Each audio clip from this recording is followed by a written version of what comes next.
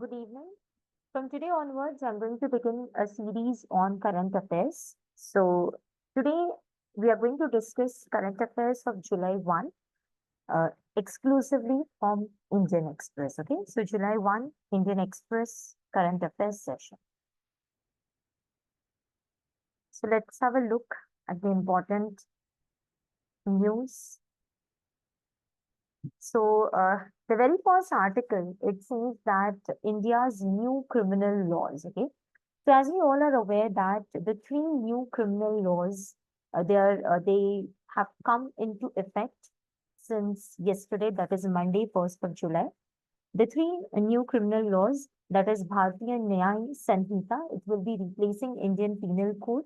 Then Bharatiya Nagrik Suraksha Sanhita, it will be replacing Criminal Procedure Code. And Bharatiya Saksha Adhiniyam, it will be replacing Indian Evidence Act 1872. Now, all these three criminal laws were passed in Parliament last December, and they will come into effect from 1st of July. Okay. Now, these three laws are very important. They govern the entire criminal justice jurisprudence of our country. Now, what are the key takeaways from this new set of laws? Okay, so let us try to understand that.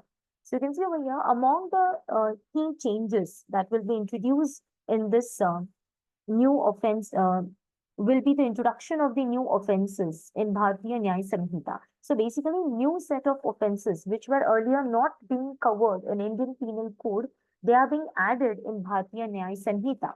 So these new offenses are like deceitful promise to marry. So sometimes dishonest promises made of marriage, so which is not being fulfilled, and undue advantage is being taken in the name of a promise of getting married. So that has been made an offense, and the punishment is up to 10 years. Apart from that, mob lynching, which was earlier not covered in IPC, now it has made an offense with the punishment as death penalty or life sentence. Then snatching and also organized crime, anti-terror things are brought under the ambit of Bharatiya Nyaya Samhita. So these are the important new offenses included in this. Okay.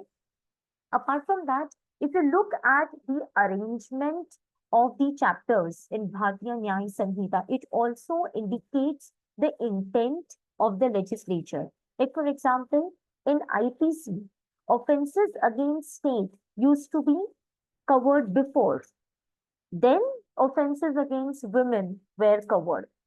On the contrary, in this new Bharatiya Nyaya Samhita, first, there is a chapter which deals with crimes against women. And then there is a chapter which deals with crimes against state. So this also shows that the government really intends to safeguard women. So that depicts the intent, legislative intent.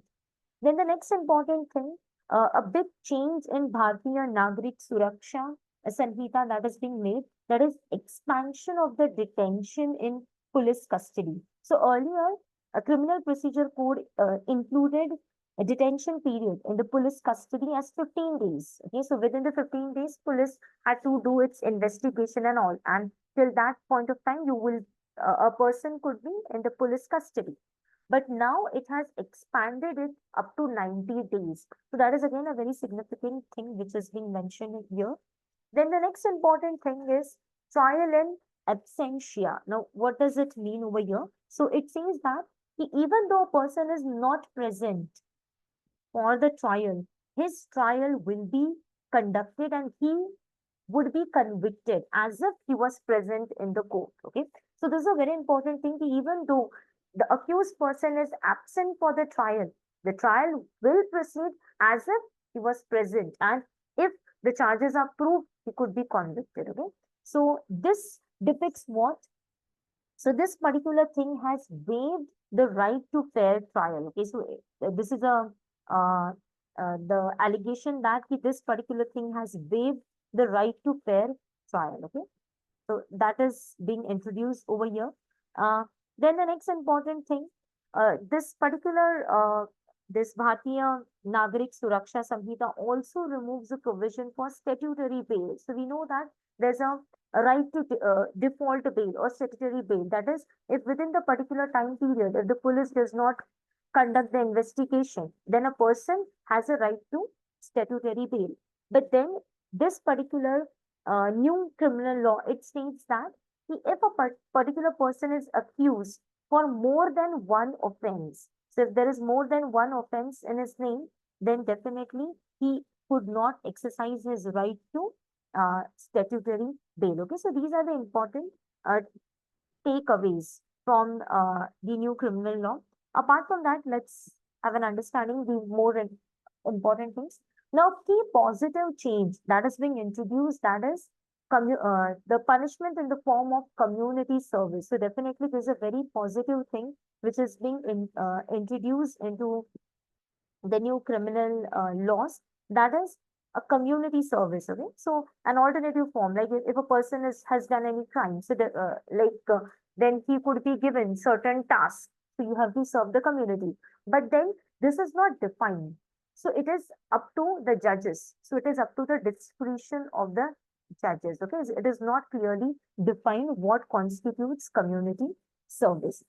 Then the next big announcement which is being made by the government is doing away with sedition. So we all know that the sedition was the much controversial thing of IPC. But now, instead of sedition, they have increased the ambit. Like sedition, it is not defined in this new criminal law, but then there are some other sections which deal with the crime against the state. Okay, so there are certain other sections which deal with the crime against the state.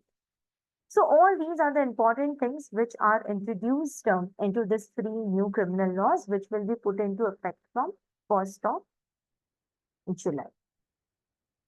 Now, let's begin with the next article. Yeah. Again, there is one more editorial with respect to this only, that is a new compact. So again, it talks about that only, that July 1, it marks the beginning of the new process. And it says that the government and civil society, government has to keep the space for the debate, because ultimately whatever you are doing it for the citizens. So it says that the citizens and the civil society are the key stakeholders, and government should keep a space for debate and discussion.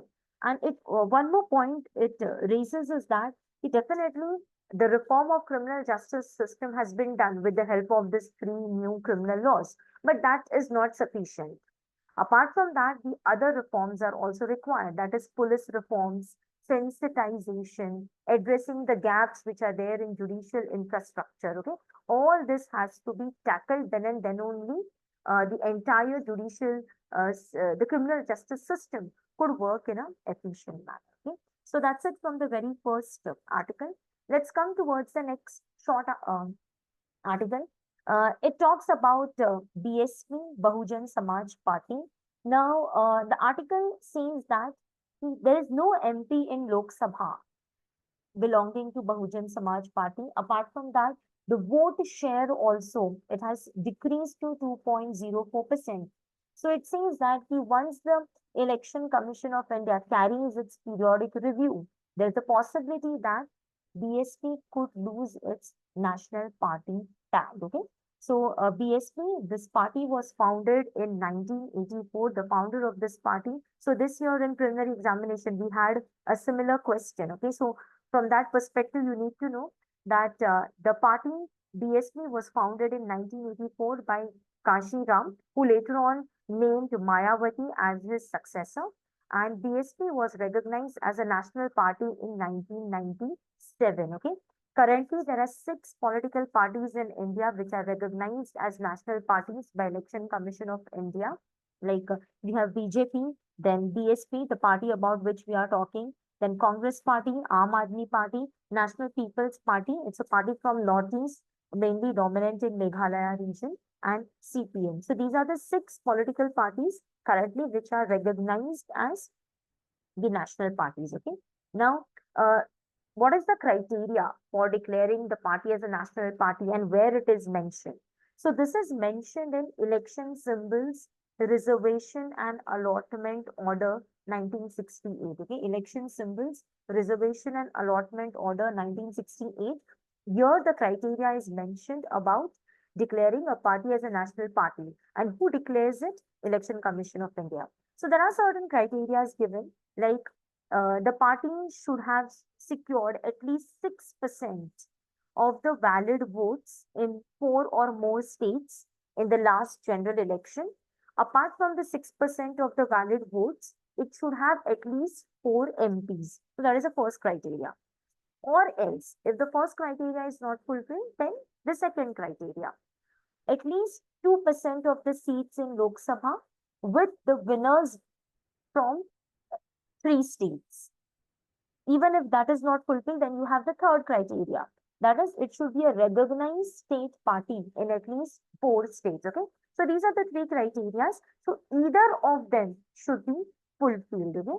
So depending upon that, a party is declared to be a national party. So currently there are 6 national parties, and the article says that the Bahujan Samaj Party, there's a possibility of losing its national party status. So let's move towards the next article. Yeah. So next article, it's from environment section. So government brings about checklist of 1.04 lakh animal species. Okay. So central government on Sunday released a comprehensive checklist of fauna, that is animals, covering 1 lakh, approximately 1 lakh species of animals. Okay. And this was released on 109th Foundation Day of Zoological Survey of India. So the article, apart from this, the article also mentions that the environmental minister also released Zoological Survey of India's publication. So you need to know the name of the publication, which is published by Zoological Survey of India, and that is Animal Discoveries. Okay, so Animal Discoveries 2023 was published. It says that 641 new animal species were discovered. Apart from that, it also released Botanical Survey of India's publication, that is Plant Discoveries, comprising 339 new plant species. So that's it you need to know. You need to know the publications, Animal Discoveries, and which is of Zoological Survey of India, and Plant Discoveries, it is of Botanical Survey of India. Now coming towards the next important article. Yeah. So government has approved 56 crore for the next phase of conservation plan for Great Indian Bustard. So already we had an MCQ on Great Indian Bustard. So this is a topic from environment. Now, what does the article say? So article talks about that allocation of 56 crore for the next phase of conservation of Great Indian Bustard. Apart from that, also lesser florican. Okay. So what is the plan? Okay. So what does it cover? So the plan includes habitat development, in situ conservation, that is, and this, yeah, in situ conservation, it means that within the natural habitat, you are not, it is not an external one. Within the natural habitat of that species, we are doing the in situ conservation. Then completion of the conservation breeding center, releasing captive bred of animals, okay, habitat development. So all this is being covered under this conservation plan. Now, actually, the conservation plan started in 2016 for the critically endangered Great Indian Bustard and lesser florican. And article says that as of now, we have 140 Great Indian Bustard and around 1,000 lesser floricans which are surviving in wild. Okay. Now, this particular plan, the next phase of the plan, it has 2 components. Okay. So the first component comprises completion of a breeding center. So where they are planning a breeding center in Jaisalmer, Ramdevra, that is in Rajasthan. Okay, so that they are going to do. Then development of Sorsan lesser florican facility. So this is being done in Rajasthan. So the first component, it's restricted to Rajasthan. The second component, it includes the other states like Gujarat, Maharashtra, Karnataka, Andhra Pradesh, Madhya Pradesh. So here the in situ conservation will be done. Okay. So this is the important thing that you need to know. Apart from this, yeah. Now, if we talk about Great Indian Bustard, so these are the largest among Largest among the four bustard species which are found in India, the other three being McQueen bustard, Lesser florican, and Bengal florican. Now, the the plan, it started in 2013 under National Bustard Recovery Plan, but then a proper conservation program was launched in 2016.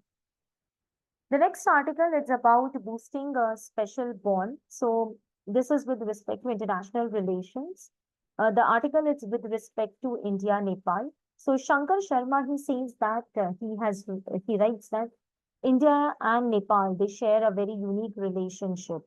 The open border in the sense, we know that the people of Nepal can come to India without the requirement of visa. Okay, so that's an open border, shared culture, the shared cultural links of Hinduism and Buddhism, economic interdependence, okay, so deep-rooted people-to-people contact that is there. So all this makes the India-Nepal ties a special one, okay.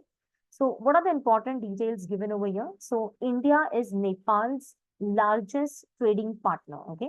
Also, India is a top source country for Nepali tourists, the only supplier of petroleum products, large largest source of total foreign investment. So all these things make the relations quite special. Okay.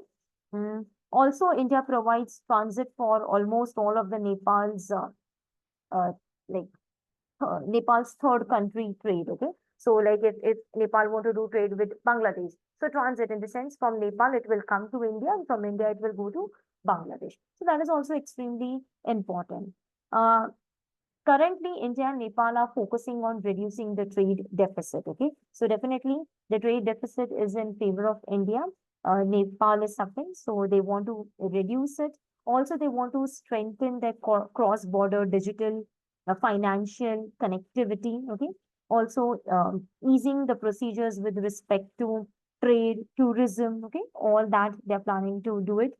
As we all are aware that there are hydro electricity prospects with Nepal. So both countries are also working on different hydroelectricity projects as well.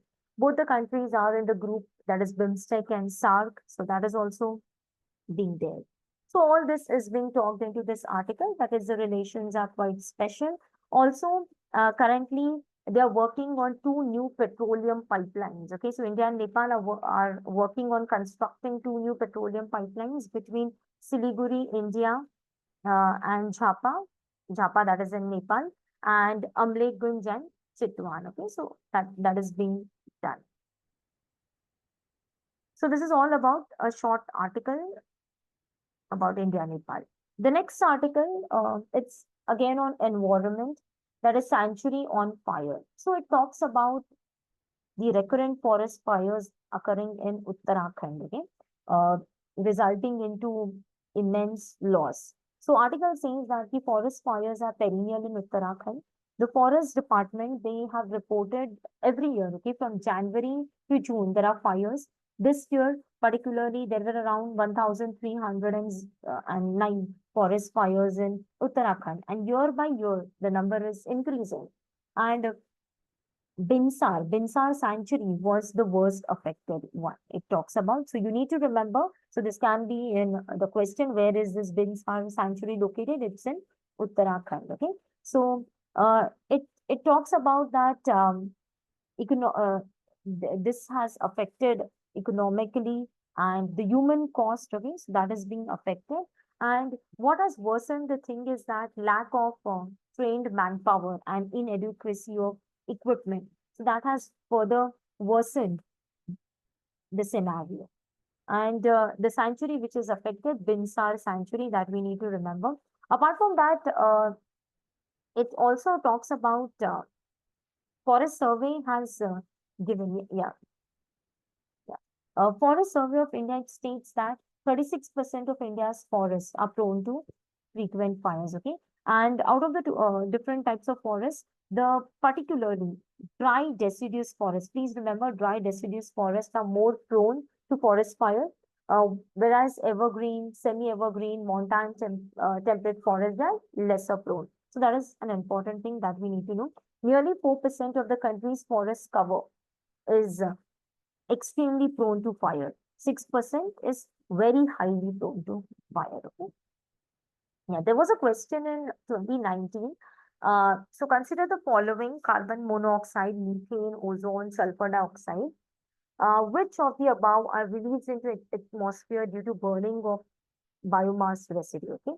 Now always remember that whenever a biomass is burned, definitely there will be carbon monoxide. Whatever there is burning, there is a release of carbon monoxide, methane, and biomass is there, so methane will be 100% it will be there. Okay. Apart from that, we have even the traces of ozone and sulfur dioxide. So answer is D, all of the above, 1, 2, 3, 4.